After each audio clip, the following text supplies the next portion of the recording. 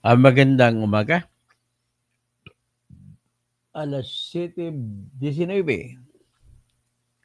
So ngayon, ang ating pag-usapan ay itong rumargasang galit pa rin sa mundo ng mga talunan sa impeachment. Alam mo po, nais kong maintindihan ng mga nanonood sa akin, kahit pa sabihin natin na kayo ay anti-Sara o anti-Duterte, nais ko po maintindihan ninyo na nais kong isigurado sa inyo na wala pong kasiguruhan lahat na ebidensya na pinaniwalaan. Nag-ugat po ang lahat ng galit na ito sa maling paniniwala na may ebidensya na laban kay Sara Duterte. Yan po yung nakikita ko dito.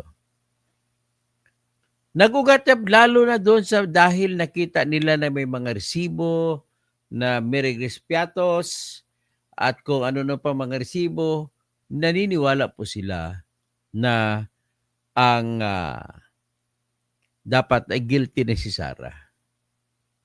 So hindi nila naintindihan na mali. Mali 'yon. Yan ang mali nila na nagawa sa isip nila. Dinugtungan pa ng mga matatalinong tao na galit kay Sara ay ginagatungan nila yung mga tao na hindi nakakaintindi. Yung mga tao naman na hindi nakaintindi, bulag na sumusunod sa mga sigaw ng mga manluloko.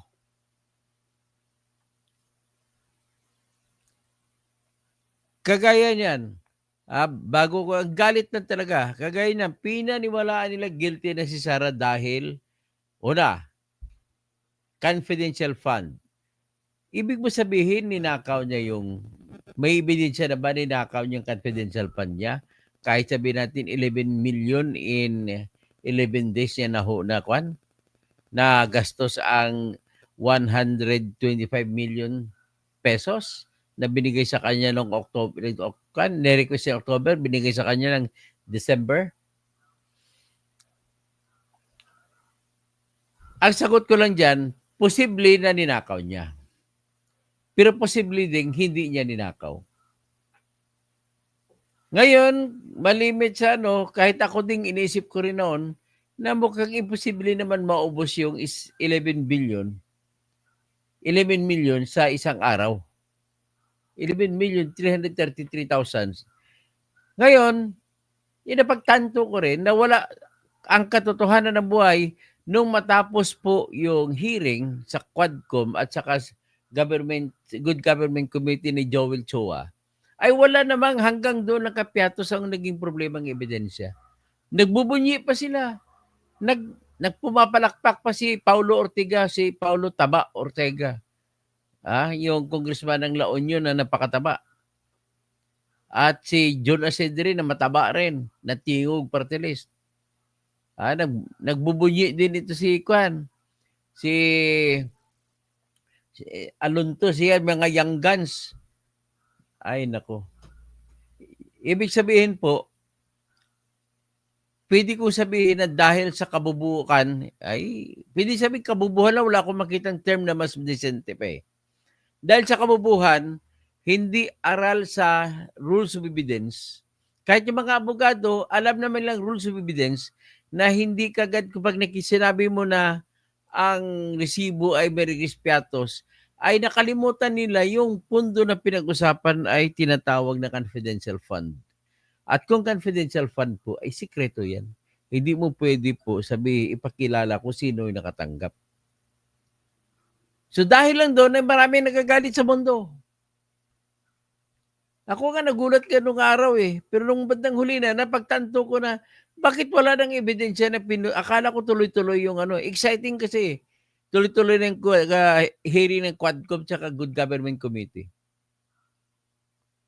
Hanggat sa na tumigil sila roon sa sinasabi ni Paharda at saka ni Acosta ba yun, na binigay nila ang pundo nandun sa intelligence officers ng army, ng military na si Dennis Nolasco at saka si Raymond La Chica.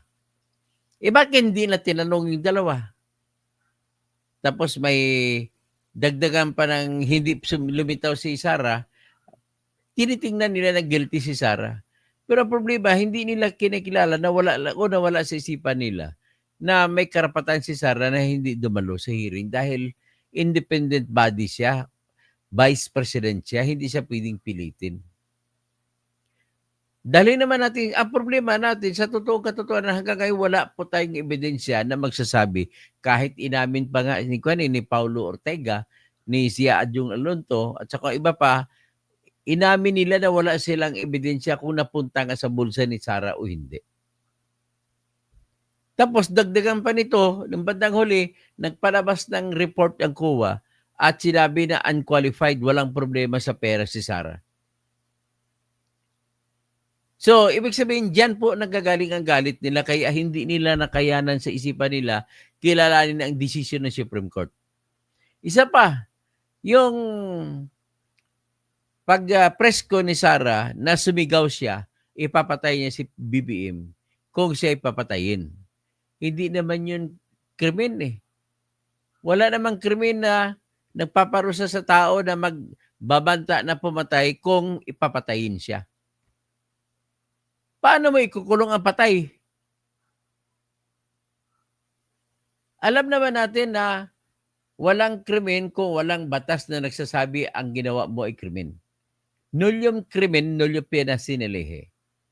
It is not a crime when there is no law punishing it. Ganun lang po kasimple yan.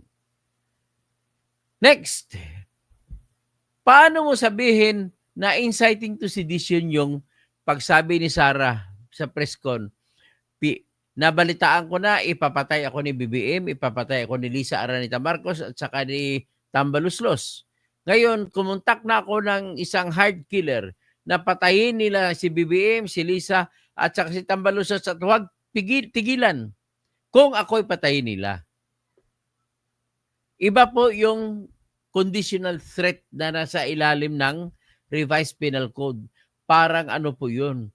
Parang blackmailing. Sasabihin, papatayin kita kapag hindi mo ako binigyan ng pera. Parang hold up.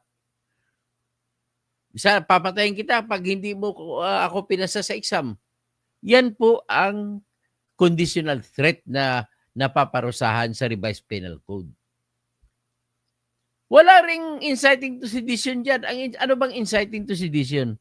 Yung ikaw ay mag-i-encourage ng tao na mag-aaklas, magwawala, at maging anarkiya na. Mayroon bang inciting to sedition nung nagsalita si Sara na nag-hire siya ng killer na ipapatay si BBM, si Lisa Araneta Marcos at saka si Martin Romualdez kung siya ipapatayin. Ang sa definition at saka decision ng mga korte hanggang sa United States of America, magkaroon lamang inciting to sedition kung may sedition na nangyari. Wala namang sedition nangyari. Bakit? Kasi po, kung walang nangyari sedition, ibig sabihin nagkakaroon ng duda kung talaga bang nag-incite ka sa sedition. At ang lahat ng duda, all doubts are resolved in favor of the accused. Ganun po yun. Next, ano pang ibang inakusa sa kanila? Inakusa din siya sa hindi sa pagbigay ng pagpaliwanag kung paano niya nagasta ang kanyang confidential fund na umabot 46 billion o 2 billion plus nang siya'y mayor pa ng Davao City. Nakalimutan ba nila na hindi mo pwede parusahan ang tao sa mga nagawang krimen nakaraan at ang pinag-usapan ay kung anong ginawa niya ng krimen nung siya ay vice-presidente? Kaya tahasan din sinabi ng Supreme Court sa decision ngayon, hindi mo pwede isama sa kaso laban kay Sara ang mga akusasyon na nangyari nung hindi pa siya vice-presidente. Yung confidential fund sa Davao, mayor pa lang si Ron. Kaya sinabi ng desisyon, hindi pwede mo dalhin o bitbitin na kaso yan. Next, inakusahan din siya ng mga joint accounts ng bank deposits with her father. Ang nagbitbit ng akusasyon na yan, informasyon ko noon ex-Senator Antonio Trillanes. Paano yan? Sinabi na Supreme Court. In 2016 pa yan, mayor pa lang siya noon ng Davao. Hindi pwede isali yan. So, ang hindi pa niya pagdalo sa session na pinatawag, independent naman siya. Hindi mo siya pwede masaklawan. Ang hindi niya pagdalo sa hearing ng House, ay sinama pa sa kaso niya. Kita mo, ibig sabihin, sumatotal, pag talagang tiningnan mo ng malalim, ni isa sa krimen na inaakusa sa kanya, ang bribery naman pala, isa pang akusasyon, na binigyan na ng envelope yung mga opisyal ng DepEd. Pero sinabi niya mayroon siyang video na nagpapatunay na nagpabigay doon ay si Lisa Araneta Marcos. Pangalawa, binibigay mo yun sa opisyal ng Bids and Awards Committee. Ang ibig sabihin, gusto mo kumita sa transaction sa bidding. Pero wala namang bidding si Sara. So, ibig sabihin, pwede mo ba yung sabihin mo, bribery yon? Kung wala naman siya hinahabol, bribery ba yon? Ang bribery, pag ang gustong kumita, yun ang nagbigay ng pera. May ilalabas naman siyang ebidensya na si Lisa Araneta Marcos ang pabigay. So, in other words, sa lahat po ng artikulo ng impeachment laban sa kanya, ay kulang, hindi pa sapat ang pagtingin nila kung malalim bang ebidensya o hindi. Kung may ebidensya ba talaga o wala. Ngayon, sinabi pa ng Supreme Court sa decision, kailangan ang ebidensya na gagamitin para i-justify ang impeachment ay kailangan higit pa sa probable cause. Kailangan ay clear and convincing evidence. O di kaya prima facie evidence. Ano ba ang prima facie evidence? Ganito po yung prima facie. Kung ikaw ay nahuli ng pulis na may dala kang baril at wala ka na ipakitang lisensya at OLTAP o permit to carry, pwede ka nang sentensyahan kung wala kang ebidensya na gano'n. Yan ang prima facie evidence. Pwede ka masentensyahan kung hindi ka magbigay ng ebidensya mo. Yan ang prima facie evidence. Ngayon, pwede mo ba masentensyahan si Sara sa confidential fund na 125 million at saka yung 500 million sa Vice President's Office? Na ang ebidensya mo lamang ay may regis piatos na resibo? Hindi, kasi wala kang ebidensya maipapakita na yung napunta kay Merigis Piatos ay napunta talaga sa bulsa ni Sara. Ganun pong ibig sabihin yan. So ngayon, dahil doon sa Merigis Piatos, nabulag ng inyong mata o galit nyo sa mundo at marami sa iba dyan gustong tumakbo pagkakasama ni si Risa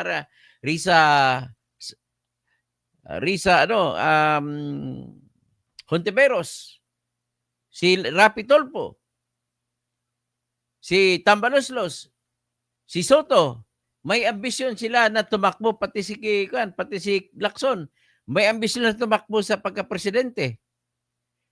Alam nila hindi sila mananalo kung nandiyan si Sara. So, yan po mga dahilan kung bakit nagagalit sila. Kaya kahit yung decision ng Supreme Court ay hindi nila matatanggap. Ang tanong, tama ba Supreme Court o hindi? Sasabihin ko sa inyo, napakatama talaga, tamang-tama. Pero ipakita ko muna sa inyo yung mga nagagalit sa kanya. Kay Sara Duterte. Ito po. O ito, mga nagrarally ha. O, nagrarally sa yung desisyon ng Korte Suprema. Mga kasama, kung hindi po kayang pagbayarin ng gobyerno ang isang opisyal na bastos, nagnanakaw, mamamatay tao at nangaagrabyado ng tama, magnanakaw. Wala pa naman silang pruweba na nagnakaw. Mamamatay tao. Eh, yung ikinaso pala ng mamamatay tao, sa panahon pa yun na siya ay mayor ng Davao City. So, hindi mo pwede isama sa impeachment bilang Vice President. O, pakinggan natin yung babaeng ito na nabulag naman ito ng kung ano-ano. Ang tao, mga kasama, sambayan ng Pilipino po ang maniningil. Mga kasama, sabay-sabay po tayo. Convict! Convict! Convict! O nga, i-convict mo, wala ka pang ebidensya. Ay, ang mga kabataan na ito, niluloko na ito ng mga kung sino-sino. Ito mga ito pumipila, mo marsa na to, puro mga naniniwala sa dilim. O, tingnan naman natin ang iba.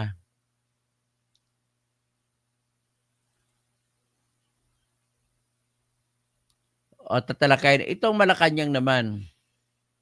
Itong Malacanang nagsasabi na nirespeto nila ang desisyon ng Supreme Court, pero hindi sila sasabi na hindi daw sila papayag na sabihin na tama ang Supreme Court. O ito, basahin kong sinabi ha. Sabi nila, according to Palace Press Officer Undersecretary Claire Castro, the Malacanang fully respects the decision of the Supreme Court as the final arbiter of the law. Hindi ina-arbiter ang law. Arbiter of issues, of judicial issues or legal issues, hindi law. Hindi mo ina-arbiter, hindi ka nagiging arbiter, hindi ka naging judge sa law.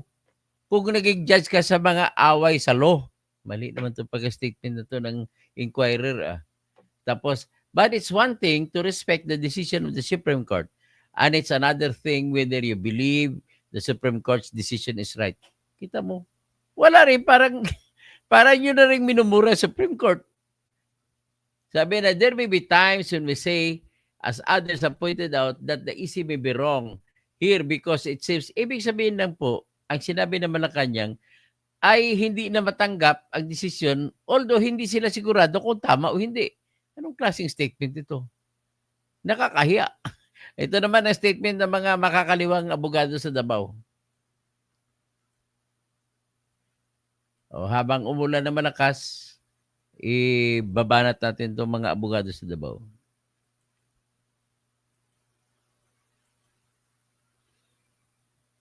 O, ito. Ang sinabi naman nila dito ay ang tenor ng kanilang pinagsabi, Davao lawyers is ruling on impeach case a loss of democracy. Alam mo, itong mga walang mga matatalino naman ito, pero hindi nila ginamit ang utak nila. Kung binasa nila ng masinsinan ang desisyon, hindi sila ba dapat magdesisyon na gano'n? Ang kini-question nila, kagaya halimbawa ito kay Attorney Arvin Dexter Lopos, spokesperson doon ng Union of People's Lawyers sa Mindanao. Pinost niya sa Facebook, sabi niya, the ponencia penned by or written by Associate Justice Marvick Lunin added more requirements to the impeachment process, making it even harder for ordinary people to file impeachment complaint against an impeachable officer. Sa totoo lang, kahit wala pa yan, mahirap na kasi kinukontrol kayo ng congressman.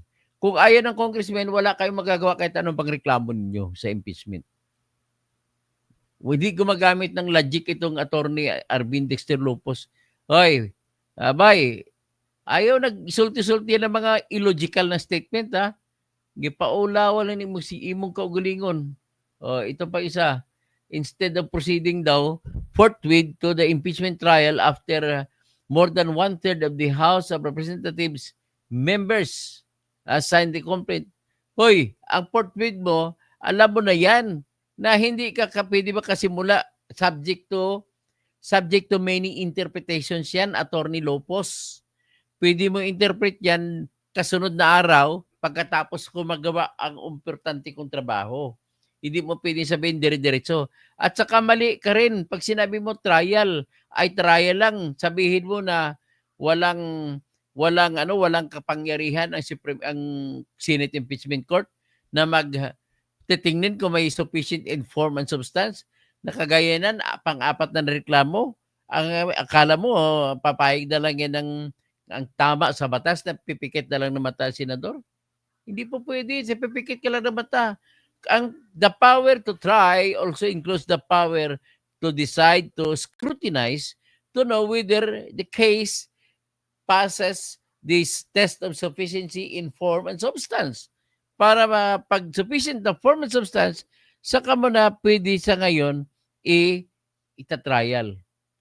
Kaya nagpapakamangmang itong mga abogado sa sa Davao eh. Pasensya na kayo ha, wala na akong better term na decente na magtatawag sa inyo. So sabi naman dito, sabi ni Attorney Lopez, my take then is this: impeachment by itself is a difficult process, especially with the political nature of the entire exercise. But the leonine ponencia makes it now even harder or extremely difficult for ordinary citizens to hold impeachable ordinary citizen. Congressman na nagpipirma dyan. Pakabubo mo naman talaga, oh. Hindi citizens ang ano dyan. Bakit tatakbo ba niya ng impeachment kung walang tulong ng 150 million kada congressman? Gano'n sa inyo, ginagawa bang bubo mga Pilipino eh. Attorney Lopez? Isa naman ito si Attorney Lawyer Romeo Cabarde, the director of the Ateneo Public Interest and Legal Advisory or APILA Center. The recent decision of the Supreme Court, according to him, declaring the impeachment case against BP Sara unconstitutional has redefined, binago ang kahulugan ng constitutional requirement at it creates a dangerous loophole. Sabi niya that is any impeachment complaint, no matter how frivolous or unacted upon, could block the legitimate attempts. Ang sinasabi niya, paano na lang kung ang mga naunang reklamo, first complaint noong December 2, December 4, pangalawang complaint, December 19, pangatlong complaint, ay kung mga mahina ang laman. Abogado ka ba na maayos? Attorney Romeo Cabarde? Basahin mo ang desisyon ni Marvic Leonin. Sinasabi ni Justice Marvic Leonin na kapag ang reklamo ay sadyang mahina, ay hindi makaapekto sa 1-year ban. Hindi siya pwedeng pumigil sa mga totoong reklamong impeachment. Kasi kailangan para makatigil, number 1 requirement, basahin mo Attorney Romeo Cabarde. Basahin mo desisyon ni Marvic Leonin. Sinabi niya, kapag ang reklamo na binuo ay talagang sadyang mahina at walang hindi beripikado. Ano ibig sabihin beripikado? Na binasa niya na ang buong reklamo at naintindihan niya at iyon ay may sa personal niya alam at i-certify niya na wala siya at may ebidensya siya at ang iba na hindi niya personal na alam ay hango sa inauthentic na record. Yan ang kung hindi verified, automatic, sabi ng decision ni Marvic Leonin ay automatic hindi yan makabilang sa makapagbawal, makaharang sa kasunod na reklamo na impeachment isasampa. Ang isa pa, kung ang grounds ay walang ebidensya na nakakabit, examinin pa. Kung walang ebidensya na nakakabit, hindi pwede gagamitin na haharangan ang bagong reklamo na impeachment. Ibig sabihin, hindi magkakaroon ng 1-year ban kung mahina. Hindi kayo nababasa halata na hindi kayo nababasa. Gumagawa lang kayo ng reaction, hindi nyo binabasa. Pagtapos sabi ito, may puzzling twist pa daw. Sabi niya, the decision asserts that mere inclusion of an impeachment complaint in the order of business constitutes initiation, even without referral. Ito, hindi mo naintindihan. Pwede kong tawagin ng mga bobo kayong abogado eh. Sinabi sa decision, hindi naglimit ang konstitusyon kung ano ang basihan para tumakbo ang pagbabawal ng 1 year. Ang una, initiation. Kung hindi mo in-initiate, ay hindi makakabawal ng pagtakbo ng 1 year. So paano ngayon? Sa ilalim po ng desisyon ng Supreme Court sa Ernesto case, Ernesto versus House of Representatives at sa Gutierrez versus House of Representatives, kailangan yung complaint pag-file at ikalendaryo mo na sa order of business sa loob ng 10 session days at sa loob ng 3 araw, i-refer mo sa proper committee which happens to be almost always Committee on Justice. Yan sinabi yan ang una na kondisyon o circumstance na magpipigil sa bagong reklamo na tatanggapin. Harang na kagad. Provided sufficient informant substance ang reklamo. Ngayon, ang sinabi mo, ang nangyari sa 3 complaint dito, yung December 2 ay sufficient informant substance. December 4, sufficient informant substance. December 19 ay sufficient informant substance. Nung sinampa, nung makarating, nung inendorso nila ng February 5, ay inarchive nila, hindi nila ni-refer. So, anong sabi ng Supreme Court? Sabi ng Supreme Court, attorney, ano pangalan mo? Attorney Cabarde. Attorney Romeo Cabarde. Tandaan mo ito. Ang sinabi ng Supreme Court ay walang sinabi ang konstitusyon na sa initiation lamang pwedeng gawin ang circumstance na magpigil, magpatakbo ng 1-year ban rule. Kung ang impeachment complaint ay madismiss, iyan ang isa sa dahilan na pwede magpatakbo ng 1-year ban. Naintindihan mo? Or pwede rin na-terminate. Dahil ni-refer lang nila sa archive at nagsara na ang Kongreso ng 19, hindi mo na magalaw. Tapos ng order of business. So kung hindi mo na magalaw, automatic dismissed yun. Because it is no longer viable. Yan ang sinabi ng Supreme Court. If it is dismissed, then matrigger na naman, tatakbo ang 1-year ban. Nakakaasar man talaga sa inyo eh. Naggaling-galingan kayo tapos hindi naman kayo, mali-mali naman sinasabi ninyo. Ay, basahin nyo nga ulit mo na decision bago kayo magreklamo dyan. O, ito pa isa si Antonio Carpio, nagtatalak na sinabi niya na una, bakit daw nagdesisyon ang Supreme Court na hindi man lamang pinasubmit ang House of Representatives ng comment. Mali na naman siya. Fake news talaga siya. O ito, ipakita ko sa inyo ang katibayan na nagsumiti ang House of Representatives ng tinatawag na comment nila. Ito, pakita ko po.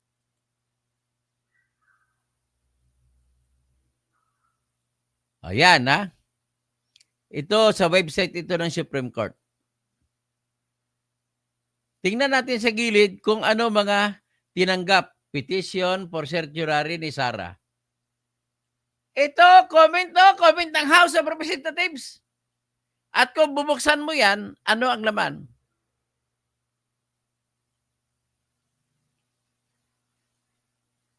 Ito yung laman yan pag binuksan mo. Ang comment ng House of Representatives ay sinulat ng Office of the Solicitor General. Ito.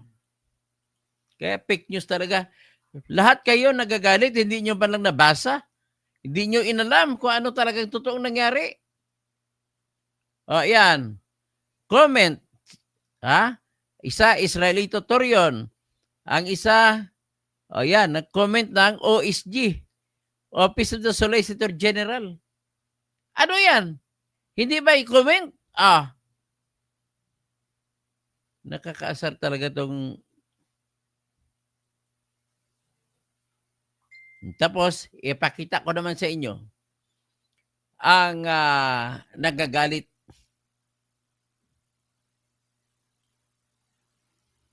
Nagagalit na bagong congressman. Nagbibigay kayo ng masamang ehemplo sa mga tao.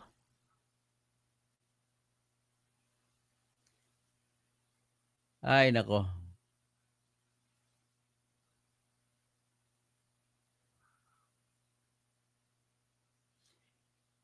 Nagagalit din si Risa, si Bam Aquino, at saka si Kiko.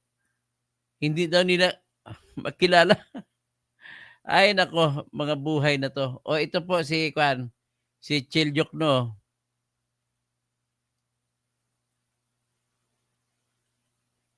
Basahin nyo nga muna ang mga Kwan bago kayo magtatalak-talak dyan.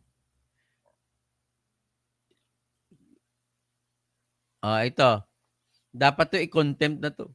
At saka tanggalan ng lisensyang abogado si Chiljok no. Si Laila de Lima. At saka yung membro nila i-contempt ito si Percival si Percival Sendanya.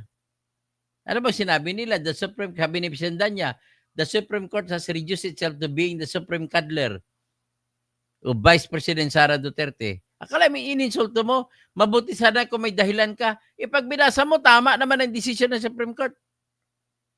Ito naman si Laila de Lima, this is not vindication, this is not exoneration. Walang naburang kasalanan, walang malinis na pangalan. Sabi niya, the decision is basically an ex parte decision, a very prohibited action among judges when the rules require the parties to be given the opportunity to be heard first. Binigyan nga ng opportunity to be heard eh. Di ba naalala niyo na, pinasagot, may tanong, ano nangyari sa 3 reklamo? Ano status? Ito naman si Chiljok no, sa desisyong ito, talo ang taong bayan. Bakit kayo lang taong bayan? Hindi kami taong bayan, mga didis, hindi pa taong bayan, ang mga bibim, hindi pa taong bayan. Gusto niyo, kayo lang taong bayan eh. Nag-number 1 lang kayo sa party list, akala niyo, sikat na kayo. Sabi niya, impeachment is about accountability. There was no violation of due process. May violation nga ng due process. Ngayon, itatakel ko. Saan ang violation ng due process doon kay Sara Duterte? Ang ginawa po ninyo, yung mga kasama mo, kasi hindi ka pa naman congressman noon, noong February 5, inilatag ang pang-apat na impeachment complaint na pinirmahan ng 215 congressman at diniretso nyo sa House, sa Senate. Ang sabi ng Supreme Court, bakit nyo diniretso? Kahit na pirmahan pa riyan ng 215. Dapat, inobserve niyo ang number 1, the most sacred rule sa human rights, ang Section 1, Article 3, which is Article 3, mas priority in right kumpara mo sa Section 11 na impeachment. Article 11. Ano sinabi ron? No person shall be deprived of life, liberty, or property without due process of law. So, mawawala ng trabaho si Sara, wala siyang sweldo, property yan. Mawawalan siya ng karangalan dahil inimpeach siya, buhay yan. So, karapatan niya, nabigyan man lamang, sabi ng Supreme Court, dapat binigyan niyo man lamang ng kopya ng impeachment na inaprubahan ng 15 congressmen. At binigyan niyo siya ng pagkakataon na sumagot sa mga ebidensya. Ang ginawa niyo, diniretso. Sabi niyo, hindi pwede yan kasi diretso na nakalagay sa IA Section sa Article 11. Nakalimutan niyo sa Article 3, Section 1, lahat ng klase ng mga bagay na makatanggal ng karapatan, buhay, kalayaan o kayamanan ay dapat bigyan ng pagkakataon na makapaliwanag ang taong apektado. Basic na basic yan, hindi nyo pa alam. Ay, nako. I don't know kung ano pang gagawin sa inyo. O isa pa, ito pa yung tatlong senador.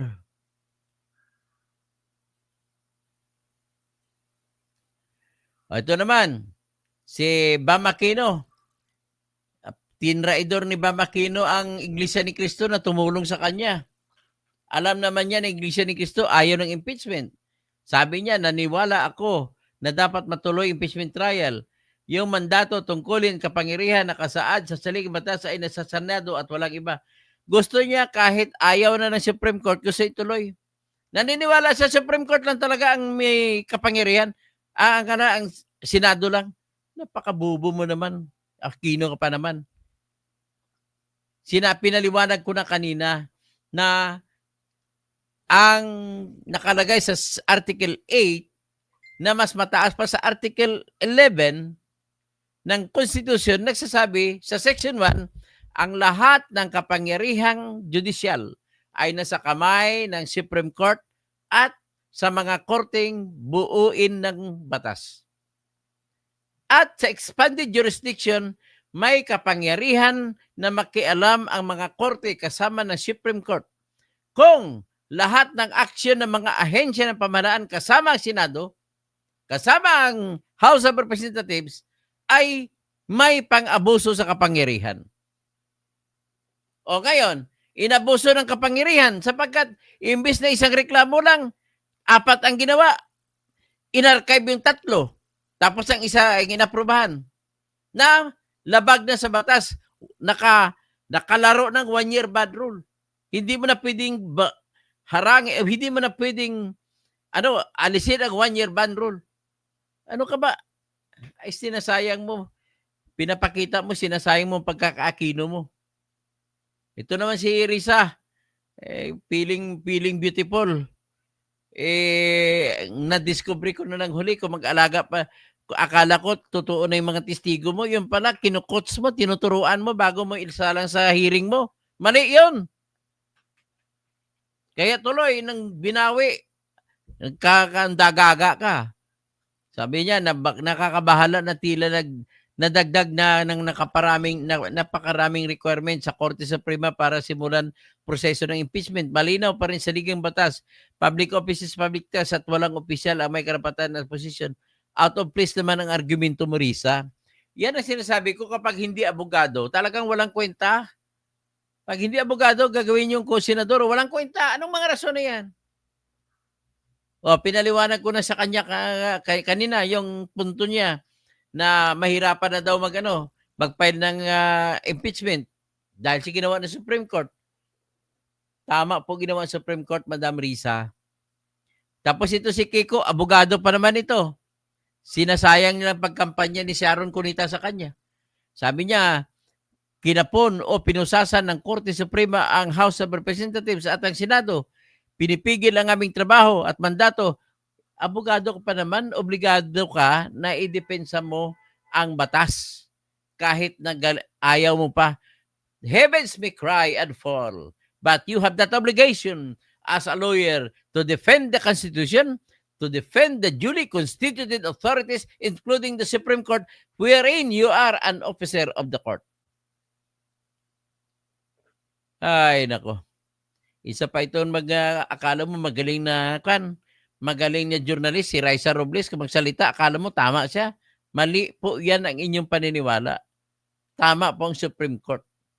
Ang problema sa inyo, nabulag na kayo sa inyong paniwala na guilty na si Sara, kaya kung isalba siya ng Supreme Court sa maling pamamaraan na ginawa ninyo ay pinuna ng Supreme Court, mali ang pamamaraan. Hindi mo kailanman pwedeng ipunyagi ang paghahabol ng katarungan kahit na meron ka pang ebidensya na todo, basta ginawa mo ang maling paraan. Hindi mo pwede kukunin ang katarungan mula sa isang taong pumatay kung papatayin mo siya. Kailangan idaan mo sa korte. Ay, nako. Maraming nagaling-galingan. Hindi ko alam saan sila nakuha ng kanilang dunong. Saan ba kayo humiram ng kabakapal na mukha? Kinukopya ko lang ang sinasabi ni Noynoy Aquino. Ito naman galit-galit na iba, kung magsalita, kala mo mga magagaling. Mga prosecutor ko ng House of Representatives. Ipakita ko sa inyo. Pumunta pa sila sa simbahan. Ang kopi ng impeachment, pinabindisyonan pa nila sa pari. Ayan, impeachment case versus Sara, dinasalan, binasbasan sa kamara. May pari pa sila. Lahat ng papel ng reklamo, pinabindisyonan pa nila. Ayan, sa gilid, sino ba ito? Si Jinky Luistro, si Nonoy Libanan. Sino pang iba dito? Yung mga prosecutor. Akala mo mga magagaling. Abogado di lamesa lang kayo. Hindi nyo kayang talunin ang mga abogado na araw-araw pumupunta sa korte. Ay, nako. So, ganun po ang ating mga opisyal dito. Akala mo na magaling sila. Ang isa pang sinasabi ni Antonio Carpio, may error of facts daw na ginawa sila ni Leonin. Nang sinasabi niya, nauna daw na endorso sa Senado ang pang-apat na reklamo na pinirmahan ng 215 na congressmen kasi inendorso muna bago nila inarchive ang 3. Problema, nagagalit ang mga justices sa Supreme Court, lalo na kay Justice Hernando. Sabi niya, hindi nyo maikapagkaila na ang ginawa ninyo ay pinaikot ninyo ang batas para maikubli ninyo at malusutan ninyo ang pagbabawal ng konstitusyon sa mga bagong reklamo na isasampa kung may nauna ng reklamo. Ito siya. Pakita ko sa inyo yung sinabi ni Justice Paul Hernando.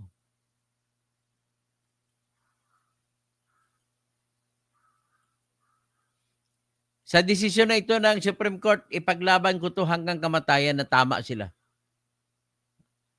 Separate concurring opinion, Hernando. I join the ponencia in granting the petition for certiorari, but espouse my own view in the separate concurring opinion. The acts of the House of Representatives and its Secretary General in the impeachment proceedings against Vice President Sara Z. Duterte constituted grave abuse of discretion. Purpose, the impeachment complaint must be dismissed. Ayan.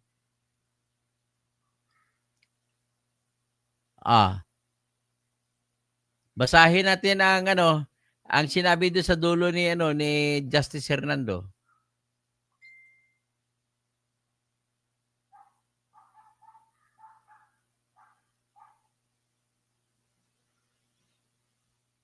Pinaliwanag na dito.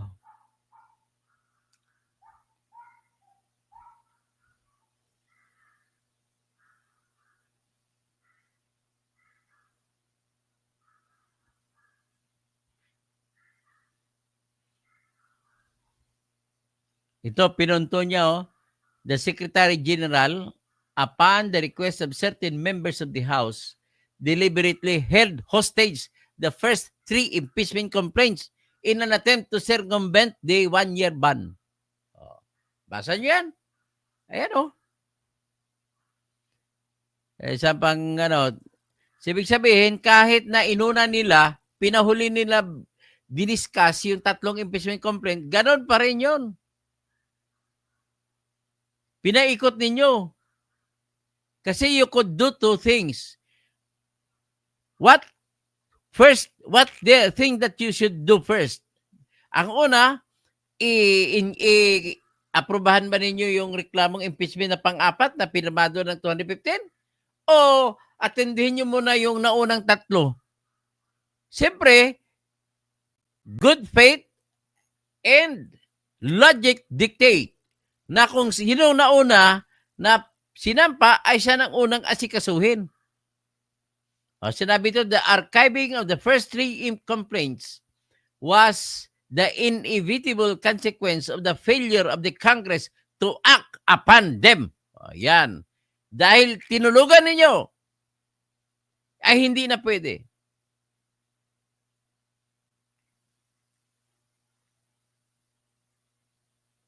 Ito, sinabi niya dito, under the House impeachment rules, the Committee on Justice determines the impeachment complaint sufficiency in both form and substance. At various stages from filing, the Committee on Justice is empowered to dismiss an impeachment complaint upon the finding, number 1, that the same is not sufficient in form. Number 2, that it is compliant not with in form but insufficient in substance. That sufficient grounds for impeachment do not exist after its review of the pleadings, affidavits, and counter-affidavits. That probable cause does not exist. Yan. Sinabi niya yan.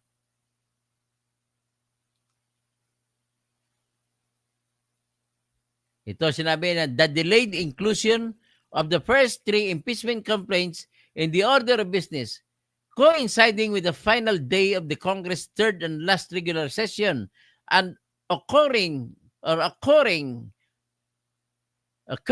in the very same day the 4th impeachment complaint was adopted, cast serious doubt on the integrity and timing of the House actions. Yun, sinabi ni ano yan, sinabi ni Justice Hernando. O dito, next sinabi niya, the circumvention of the one-year bar rule nonetheless triggers its operation. So this provision, which is one-year bar rule, is a measure installed as a constitutional limitation to the filing of impeachment complaints, mainly to protect impeachable officials from harassment and to enable Congress to focus on its principal task of legislation. Considering that only select high-ranking officials may be subject to impeachment, the rule aims to strike an important but delicate balance between accountability of erring officials and stability of government operations. So without this, the impeachment process can be easily weaponized for political advances, and undue harassment is likely to arise, crippling at least two main government branches every time impeachment is initiated: the legislature and either the executive or judiciary, or worse, both records of the deliberations of the 1996 Constitutional Commissions bear this. Oh, pinakita lang. Ano pang ibang mga sinabi ni ito sinabi niya. Aware that referring it to the House Committee on Justice will trigger the one-year bar rule, the House choose to withhold action. O sinadya nyo na hindi magbigyan aksyon. Kasi aware kayo na iyon ay pag i-refer nyo sa Committee on Justice, ay aware na kayo na iyon ay mag-trigger ng tinatawag na one-year bar rule. Kaya sabi ni Justice Hernando, it methodically placed the three complaints in limbo. Parang, every limbo rock, all around a limbo board. Neither here nor there, so to speak. It thus appears that the House actions accomplished two interrelated but distinct purposes.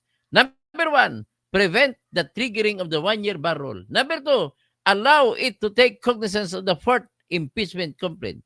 So, ibig sabihin, on purpose ang ginawa nyo na inuna nyo tackle ang fourth impeachment complaint. At pinahuli nyo tackle ang 2-3-4 to first, second, third na complaint. Dahil doon, sinabi ng Supreme Court, ay, sinadya ninyo pa inaikot ang batas. Kaya bawal na. So in light of these circumstances, sabi ni Justice Hernando, it is my position that the filing of the first three complaints, coupled with the Secretary General's withholding of the same pag-upo, and viewed against the totality of circumstances, pointing to no other conclusion than an attempt at circumvention, constitute more than sufficient grounds to trigger the one-year bar rule. This, despite the lack of referral to the Committee on Justice and fulfillment of the technical meaning of the term initiation, I am of the position that this bill passes constitutional test. So itong nireklamo nila, bago daw ito.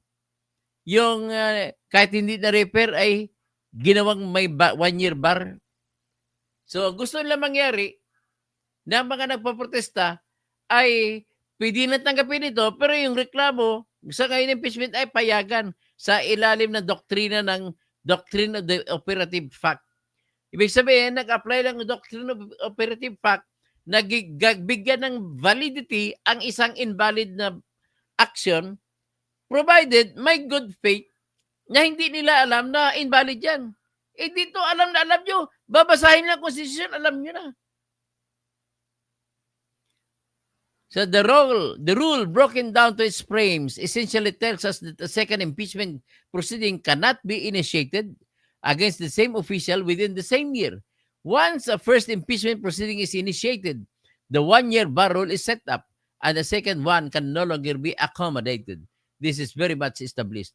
However, is the reverse also true? In other words, if ni-reverse kasi nila inuna nila yung panghuli na impeachment at inaprubahan, pinurwad sa Senate. Ang mga tatlong reklamo ay in-archive. So sabi ni Justice Jane Hernando, sabi niya, however, is the reverse also true? In other words, if the initiation triggers the one-year bar rule, Does it also mean that the one-year bar rule is triggered only by the initiation of an impeachment complaint as clarified in Francisco? Sabi niya, I do not think so, and for two reasons. First, a closer reading of the constitutional provision reveals that the prohibition applies only against initiation. Nowhere does it state that the bar may be triggered exclusively. Wala naman sinasabi exclusive, yun lang ang dahilan na pwedeng gawin matrigger ang one-year ban rule.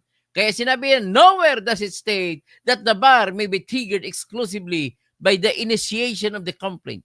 Thus, there is no constitutional breach, and it is a fair interpretation that the bar may be utilized if only to accomplish its purpose, which is, again, to strike a balance between public accountability and government stability. Conversely, the bar may be curbed if it would otherwise promote imbalance by unduly favoring either the filing of the impeachment complaints, which results in government instability or lack of accountability. Second, it is my humble opinion that this view is more in keeping with fairness, justice, and reason. At the risk of being repetitive, I must remind that the one-year bar rule is merely an instrument developed to promote balance. Thus, its interpretation and operation should be continuously evolving, constantly guided by the understanding that it is but simply a tool for a certain purpose, nothing more and nothing less. The question that should always be asked, are we courting impeachment too much? Or are we excessively avoiding it? It is only with this curiosity that we can effectively and fairly interpret the one-year bar rule. So, tasked by the Constitution as an ultimate interpreter of laws, it would be a great diminution for the court to be reduced to a mechanical adherent to literal text devoid of empirical context and emasculated by former interpretations which do not conform to present realities. Hence, with the House action of withholding the first three impeachment complaints and entertaining only the fourth complaint, I submit that the rule had veered away from its purpose. Instead, it was weaponized and its aim negated by the handy excuse given by the Secretary General that the first three complaints were never referred to the House Committee on Justice. An excuse so lame and convenient that it is extremely difficult to ignore the impunity that comes with it. The non-performance by the Secretary General of his duty should not cause prejudice or unfairness to the other official being impeached or result to the circumvention of the Constitution. Holding hostage the impeachment complaints on the part of the Secretary General should be deemed as a trigger point for the one-year bar rule to kick in order to restore the balance, the protection of which it is crafted for. It is also an effective tool which will serve as a barricade against the Secretary General from further acting beyond his domain that will have far-reaching consequences, and for the House to use the office of the Secretary General to implement its intended purposes. Ayan, ang galing ng pagsinabi. The approval of the fourth impeachment complaint likewise constitutes grave abuse of discretion. Ba't inaproban nyo? Sabi niya, the House, in filing the fourth impeachment complaint, used the mode of initiating an impeachment complaint under Article 11, Section 3.4, yung one-third na pirma. In case the verified complaint or resolution of impeachment is filed by at least one-third of all the members of the House, the same shall constitute the articles of impeachment, and trial of the Senate shall forthwith proceed. While this is explicitly stated in the Constitution, the application of this provision must be read in conjunction with Article 11, Section 3, Paragraph 5 of the Constitution, which declares that no impeachment proceeding shall be initiated against the same official more than once within a period of 1 year. Significantly, in Francisco, the court, for the purpose of applying the one-year bar rule, took the opportunity to settle the meaning of the term to initiate. It included that initiation is the filing of the impeachment complaint coupled with the initial action of the Congress. The act of referring or endorsing the impeachment complaint to the House on Justice. However, as I discussed earlier, This pronouncement in Francisco is not applicable to the factual circumstances of this case.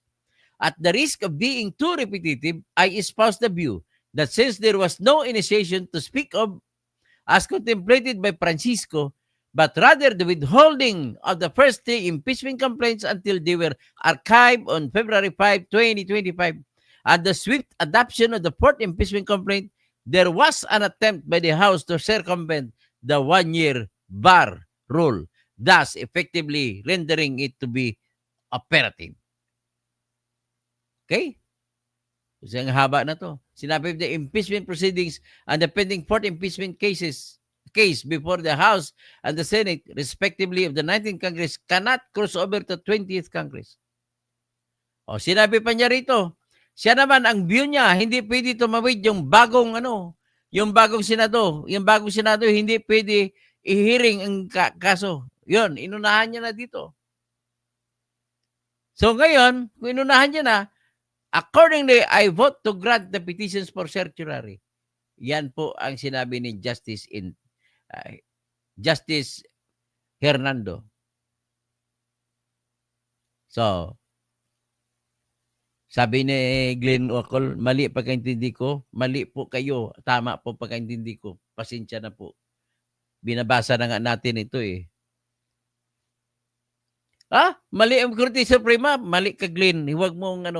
Huwag ka magsabi na mali. Tama pong reasoning nila. Sige nga. Hindi pwede tumawid. Unang-una, Glenn, kung abogado man ka, hindi ko alam kung abogado ka, pero I presume you are a lawyer because the manner that you're talking it shows that you're a lawyer. Ganito po yan, Glenn. Balik tayo sa basic. Ang basic po ay, no person shall be deprived of life, liberty, or property without due process of law. Gawin natin sa Sarah. Sarah cannot be deprived of life, liberty, or property without due process of law. Ang sweldo niya, property. Ang kanyang karangalan, sakop yan sa life. So how can you now allow the deprivation of those rights? Sige nga. The only way is there must be a law that will allow it. Di ba, Glenn? Abogado ka? O, ganito yung Glenn. Para mapayagan mo ang lumang Senado na maghatol kay Sarah sa kaso na sinampa sa dating Senado, dapat may batas na binuo na pwede hahatulan ng panibagong Senado. Very, very clear yan. Let's go back to the basics of the Constitution. Ang inyo ng katwiran lang dahil kagaya sa RTC. No! Ang RTC po ay permanent courts yan, Glenn. Ang ang MTC, permanent court yan. Ang Sandigan Bayan, permanent court yan. Ang Court of Appeals, permanent court yan. Ang Supreme Court, permanent court yan. Anong ibig sabihin? Pag permanent court, hindi nawawala. Ano naman ang impeachment court? Ang impeachment court, tuwing may impeachment lang lumilitaw. Pag wala ng impeachment, wala na. Hindi siya permanent court. Tapos, ang nagbibigay buhay sa impeachment court ay yung mismo yung sakop na sa mga senador kung sino ang senador ng time na dumating ang kaso. Ibig sabihin, sila lamang ang may kapangyarihan. At kung nawala na yung 12, nagiging bago Senado, wala nang kapangyarihan ng pangalawang Senado. Naintindihan niyo po? At because it is not a permanent court, you cannot just say nag-retire ang judge, papalit ang bagong judge. Hindi po ganoon. Ngayon, i-argumento ninyo, bakit sa US pwede? Ginawa sa US po. Bakit po? Ganito po ang rason.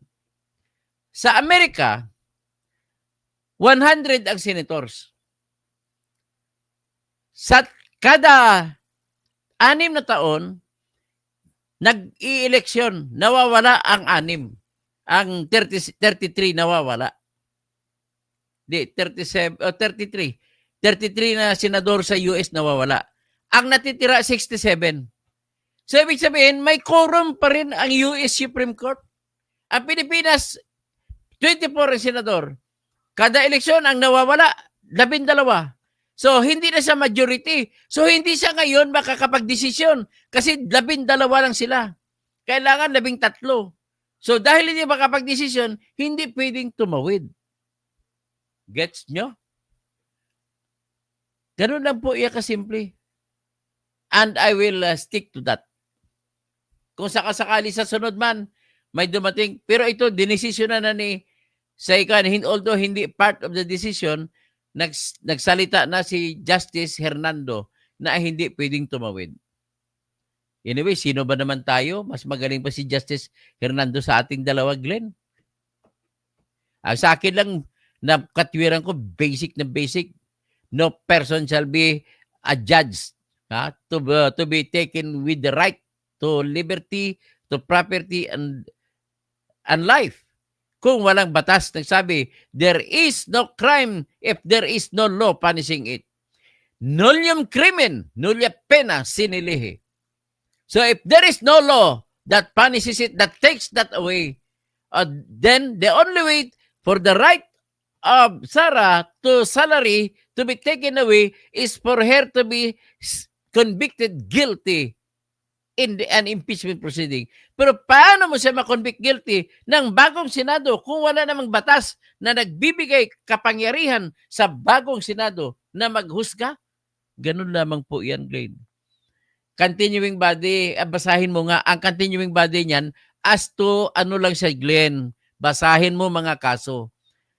Continuing body as only to, ang function niya, with respect to mga contempt, ay 12 hindi makapag-aksyon. Ang kasunod na Senado, yon aksyonan nila kung may contempt.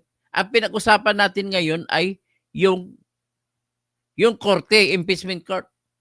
Hindi po pwede magiging continuing ang 12. Continuing lang siya sa 12, pero but it cannot conclude, it cannot make a decision because a decision by the Senate can only be done kung may majority na 13 senators.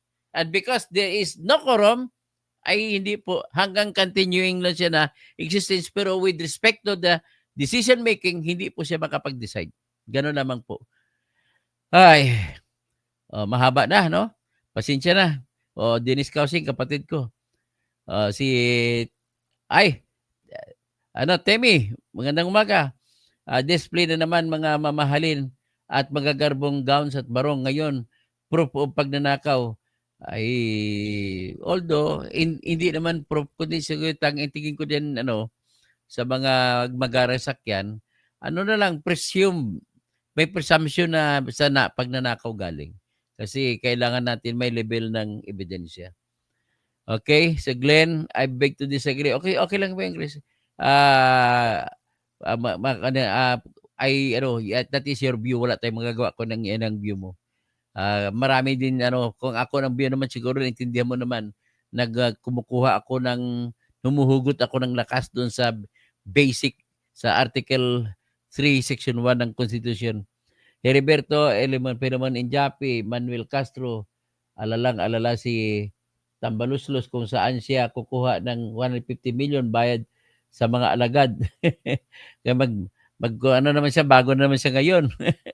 So, Candida Schibinger, at German nata to, ba't pinipilit nilang gusto nila? Lisa Tanaka, dapat kasuhan sila kasi hanggat hindi pa napatunayang guilty si BP, hindi sila pwedeng mag-akusa. Pwede naman mag-akusa pero hindi pwede mag-convict. Britt Bison, why you don't volunteer to Sara Defense Team? Hindi po, hindi naman ako kinukuha at saka para lang ako sa At saka hindi ako pwede kasi disbarred ako. Hindi po ako pwede although alam ko lahat yan. Hindi mo matawaran ang isip ko pagdating sa pagdepensa. Candida, tapos si Conchita gumagawa ng masama, nababalik talaga. Lisa Tanaka, Panginoon, ikaw na po humarap sa mga taong abusado. Si Lisa Tanaka, pagod na ako tingnan ang kasamaan ng mga taong ito. Lito Chavez Mendez, troll din ito ng DDS, sinundan ang yapak ni Roque at Guanson. Ay, hindi po ako troll. Kita mo na nga ako tao eh. Ang troll po ay hindi totoong tao. Ganun po yun. At ako po, nag-argumento lang ako sa kung ano ang batas. Okay? Wala na akong pakialam kung sino papaboran ng batas na ina-argumento ko. Basta kung sino batas, ipaglaban mo talaga ang batas. The heavens may cry. Ganun lang po kasimple yan. Conchita, si Trilliano sa asong nawala ang papel sa gobyerno. Cirilo Cañete, good morning. Ito, Engineer Toto, mabuhay kayo, sabi ni Cirilo. Faye Abakahin ako niya, magandang umaga dyan sa Tagum, Davao City. Lisa Tanaka, ang suhol, nakakabulag ng matuwid ng pangangatwiran. So, Bibi, ang Supreme, ang kataas-taasan ng hukuman. Okay, si Milo Villadolid, and because of evil money. Cesar Villamin, at Toto, wag mo kampihan si BBM, masisira ka dito. Ay, paano ko siya kinakampihan? Binibira ko nga eh. Ako na ngayon si BBM, di ba? Baha. Si Mr. Baha ang tawag sa kanya ngayon. Tapos si Jimmy Lee, wag nyo na kasing papansinin ang mga dyaryo, lahat pag-aari ni Romualdez. Oo nga, si Romualdez may-ari. Jojo Fernandez, Toto, gusto mo maging senador kayo kahit sa patalim, kakapit mo, patanggol naman ngayon ni... hindi po ganoon na Jojo Fernandez, I'm sorry, so I'm a principled man. Hindi ko po kailangan yung ganoon.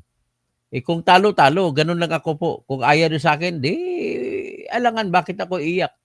Ayaw nyo di ba? Fulgencio, Arcel City, Dr. Toto, dati akong dilawan, supporter sa iyo. Saludo ako sa iyo sa pagiging makatotohanan. Sa totoo lang tayo, ang problema ko sa mga kasamahan ko sa Dilaw ay nagmamarites na kahit walang ebidensya, binibira pa rin si Digong, wala nang ebidensya eh. John Suarez, mga kadidis, iskonyan at matinong tao, suportahan natin ang vlog ni Toto, lalo na kayong mga OFW, bigyan nyo ng pangkape para nagagising mabuhay ka Toto. Salamat po, John Suarez. June David, go lang sir, tayo.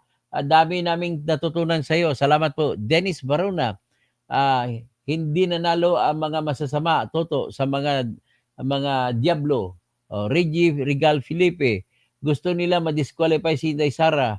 Okay, si Glenn Acol. Glenn, pasensya ka na Glenn ha. Ibang opinion mo, iba din opinion ko. But let us keep our friendship open. Kasi sa ibang bagay, pwede naman tayo pagtama ang ating isipan. With all due respect sa ating mga maestrado ng Korte Suprema, kasi yan ang paniwala mo, pero but I will always insist na tama pong desisyon nila.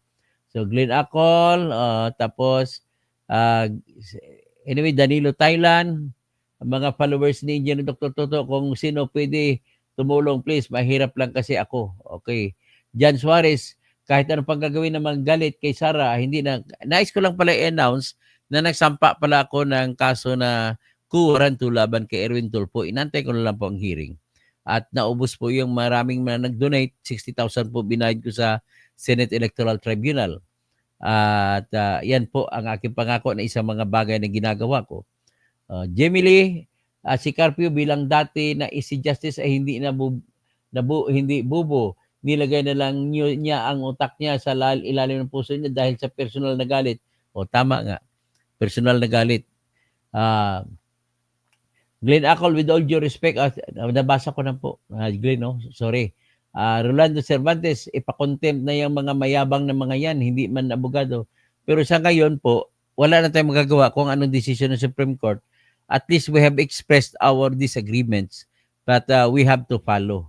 Ganun lang kasimple. Alam naman ni Glenn yan eh. Matalino tong tao si Glenn.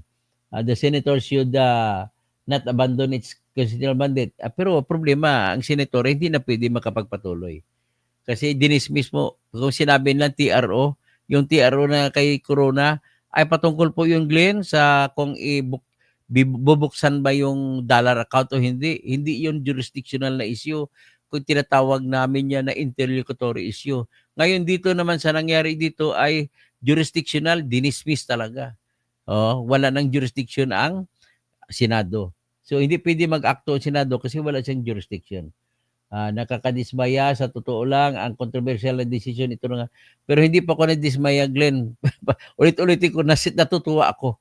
So, Evan Musk, si Toto, kinakatwiran ni Insurrecto, bakit daw si ERAP di minigyan ng due process ng Kongreso? Hindi naman po kinwestiyon ni ERAP yun. Parating mo lang kay Kainso. Hindi, unlike kay Sara, kinwestiyon. Kasi kapag hindi mo po kinwestiyon, para ka na rin sinasantabi mong karapatan mo. Okay? Kay Villar, o kay basta ulitin ko lang, hindi po nila ang ibig sabihin yung mga abogado ni ERAP ay hindi na rin nagkumontra. Glenn Acol, co-equal branch ang legislative which is House Representatives. Co-equal nga siya, Glenn. Pero pagdating sa adjudication kung ano ang interpretation ng mga issues on laws, ang mananaig dyan, among co-equals, ang primus inter pares dyan ay ang Supreme Court. Okay? Okay, nag-excuse, sige, don't worry, Glenn, you can leave. Cassandra Daisy, I used to be Pinklawan, pero magmula nung naging pro Marcos sila, I run out as fast as I can. O naging pro Marcos na kasi sila, Glenn eh. God bless, Dr. Kausing, Cassandra Daisy, Marian si Kiko, Roddy Rabi, Maria, magandang hapon po, Sir Toto, watching from Los Angeles. So, Glenn, dapat sundin natin ang nakasaad sa batas. O sundin natin nakasaad na kung may decision ng Supreme Court, sundin na po natin. Kahit na mali pa po.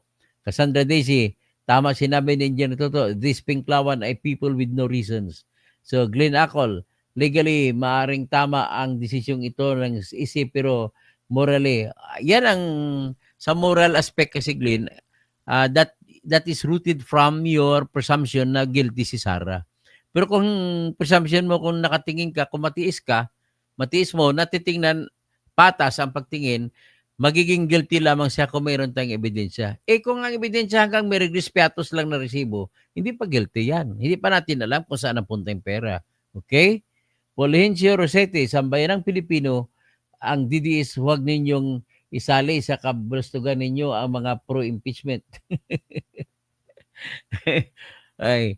At saka, please lang, ni isa sa atin, walang karapatan magtawag na sambayanan, taong bayan. Kasi iba-iba nga tayo, hati-hati nga tayo eh. Tama si dating ECS, I beg your pardon, mali po si Adolfo Ascona. Yeah. Tapos si Cassandra Daisy, accept the fact that Sarah ang kinikilingan ng batas at impeachment. Tama po yan. Glenn Acol, tama si dating EC.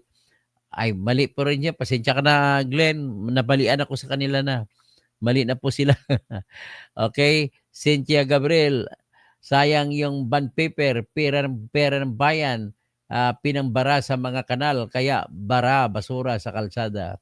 Pastor Roddy Rabi, God bless everyone. Conchita C, masyadong tinatakpan ang pagnanakaw nila ngayong Supreme Court decision, nalilimutan ang BICAM, PhilHealth. O yan, sino ba nagnakaw ng malaki, Glenn? Di ba 90 yung Marcos? O ba't hindi nyo titirahin yan? Yung PhilHealth na 90? O bankrupt na kayo ng PhilHealth, ano nang gagawin natin? Tama si Justice Ami Lazaro Javier, bankrupt na ka. So Jimmy, ang game plan kasi ng mga ayaw kay Sarah ay magkaroon lang ng trial kahit hindi ma-convict. Ayun, game plan na. Hindi rin halos lahat bumuto sa easy justice. Tandaan mo, Glenn, ang isa sa bumuto ay inappoint ni BBM, si Justice Raul Villanueva. At ang si Marvic Leonin ay inappoint yan po ni Noynoy Aquino. Yung isang inappoint ni Noynoy Aquino, si Benjamin Kagiwa, ay on official leave. Ganon din yung isa. May isa pa, 3. So, Cassandra Daisy, saludo tayo sa 13 Justice Supreme Court, especially kay Justice Leonin. Leonin po, hindi Leonel. Dahil hindi siya nagpapadala sa Pinklawan. Actually, Pinklawan yan si Justice Leonin. Glenn Acol, I will make a wrong precedence hindi po, rest assured, hindi tama po yung decision niya. You will realize later. Siya, kung pabor sa mga anti-Duterte justice and rule of law, kung hindi pabor injustice ang judicial overreach. Okay. RHB Beach 3R. Pag hindi pabor, so pro-bubaya, ang sasabihin ay mali. Cassandra Daisy, Glenn, one day, if you need the Supreme Court to defend your rights against the dictatorship of anyone like Romualdez, you will be thankful. Sindred Longgasa, kaya lang, Dr. Kausing, saan at paano ginamit yung 11M? Kasi sinabi ko na nga sa inyo, di ba 20 million ang binigay ni Noynoy Aquino para lang sa telephone number sa SIM card na para mahuli si Marwan? Ganun po yung kahalaga. Ibig sabihin, wala pong presyo na araw kung standard na price. Sa kay Bin Laden, paghanap ng CIA, bumili sila ng isang bagong Ferrari para iregalo sa taong magbibigay sa kanilang telephone number kung saan matatagpuan si Bin Laden. Ganon pong trabahong intelligence. Amel di po, boss, pwede magtanong, meron po bang extradition treaty ang Pilipinas sa Netherlands? Bakit nila nilipad doon si Tatay Digong? Hindi ko alam, parang wala. Ang ano naman yun ay sa ICC. Don't worry, mananalo si Digong sa ICC. Wala kasing jurisdiction ng ICC na. Si Glenn Acol, Cassandra Daisy, nakasaad yan sa ilalim ng ating sariling batas. The sole power, nakasaad nga siya, Glenn. The sole power when it comes to impeachment cases ay Senate. But then, you forgot that the Senate's power is limited. Limited in the sense that the Constitution is the only thing that can limit it. At specific naman po, ulitin ko lang, Glenn, sa sagradong karapatan ng bawat karapatan mo na hindi ka matanggalan ng kalayaan, buhay at kapangyarihan, kayamanan. Ganon din si Sara, tao din siya. Hindi siya pwede tanggalan ng kayamanan o sweldo kung hindi man lamang siya bibigyan ng pagkakataon. Ang ginawa ng House diniretso sa Senate. Sinabi ng Supreme Court, bawal yan. Dapat binigyan niyo mo ng kopya. Pinapaliwanag nyo. Pagkatapos, kung desisyon nyo, ayaw nyo paliwanag niya, diretso, hatid niya sa kano. Mali naman yung argumento naman ni Antonio Carpio. Na sabihin, walang oras. Di magantay kayo sa susunod kung walang oras. Mga mali po, naging unreasonable na po. Dating idolo ko yan si Antonio Carpio, tsaka si Adolfo Cascona. But the way they are talking now, nakalimutan, may mga Alzheimer's na. Glenn, walang nilabag in 1 year bar. May nilabag po. May nilabag. Pinaliwanag na nga sa'yo na sinircumvent nila eh. At saka yung dismiss. The dismissal itself, kung abogado ka, maintindihan mo yung Glenn. The dismissal itself will now begin to run the 1 year bar rule. Di-dismiss nila sa panahon ng pag-archive noong February 5. Kaya, from there, magbibilang ang 1 year. Kaya pwede sila magsampa ulit ng kaso February 6 na. Next year, 2026. Cassandra Daisy, Glenn, bakit tamimi ka sa 4 billion na confidential fund ni Marcos? Yan. Ba't hindi ka kumukontra? Mag-justice at maupo sa isi bago mo sabihin yan, Glenn. Ed Tan, basta Ilonggo, mayad gid magsiling sang English. Fight totoo. Glenn Acol, nakakalungkot na mismong isi ang maging. Okay, balik-balik lang naman, Glenn. Hindi ko na basahin ulit, ha? Cassandra Daisy, Glenn, Supreme Court has the skills to interpret the law. At tapos Gaily Ramirez. Okay, Doc. Tapos sino pa? Ed Tan, mayad gid nga aga, no? Cassandra Daisy. Anyway, kay Glenn mo. Hindi ko na basahin ulit, Glenn, ha? Si Cassandra Daisy, Fulgencio Rossetti. Sino pa? Yung hindi ko pa nabasa, ayan ang basahin ko. Bang dami. Si Big Man. Kung mali ang isi, ipatawag ni Hontiveros sa Senado. Hindi niya kaya. Kasi may sarang mandato yun. Sige, si Bernard Shaw, display na naman ng mga mamahalin at magagarbong gowns at barong. Tama, mamaya. Dennis Causing, yung kapatid ko. Si Temi, thanks for defending the law. Bernard Shaw, display na naman mga mamahalin, magarbo. Tapos si Manuel Castro, alalang-alala si Tambaluslos kung saan siya kukuha ng 150 million. Heriberto Filemon Enjapi, GBN, Green, dapat ka ba naming paniwalaan? Okay na ba? Matinhaga din. Caroline Cardini Hirardino, dapat natin paniwalaan din. Manuel Castro, Attorney Causing, our next ombudsman. At ito lang, gusto ko ako maging ombudsman, talagang ubos yan. Sinisiguro kayo, ubos, matitigil ang corruption pag ako ombudsman. Glenn Ocol, kaya lang, hindi ako subukan ko mag-apply kaya. Kaya lang, subject to the returning of my reinstatement to my license. Matakbo pa ng senador sa 28. Mag-senador na lang ako siguro. Len Bidico, Glenn Acol, sino pa? Si Cardini Giardino. Lucky Japan, good morning po. Bakit hindi pwede bumaba si BBM? Ayaw bumaba eh. Tapos Winston Julius T. Hernas. Kato, regards from Beijing. Araw-araw kitang sinusubaybayan. Thank you, Winston. Vanessa Powers, you're my idol. Magaling mag-explain. Vanessa from Hong Kong. Salamat po, Vanessa. Romualda Valerio, keep it up, Dr. Toto, for the truth. Learning from you. Heriberto Filimon Injapi, Engineer Toto Kausing for pwede rin ko, DPWH. So, Wonder Mike, good morning. Tapos si Nelson Digdigan, let us respect the Supreme Court's decision. O, tama po yan. Cassandra Desi, ask and you shall receive. Seek and you shall find. Salamat sa intelligence ng Supreme Court. So, Sensya, continuing body ang US Congress kasi hindi na wala majority. O, tama, nakaintindi pa si Sensya. Eh. So, Meli Wonti, well, walang katapusan yan. Tapos, Marvic Leonen gustong maging Chief Justice. Antonio Alarcon, ikaw yata ang naging mangmang gawa pagkampi mo sa mga Duterte. Sinuspitsan pa ko ni Antonio Alarcon na kumita sa Duterte. Pasensya ka na po, hindi pa ako kumita dyan kahit piso. Wala pa akong kinita dyan. Cassandra Daisy, Glenn, hindi mo mababawi ang mga ill-gotten wealth dahil sa mga pintlawan. Ginalyn Isaac, bakit yung ibang ayaw na tanggapin, may next year pa kaso? O yan, next year na magkaso ulit.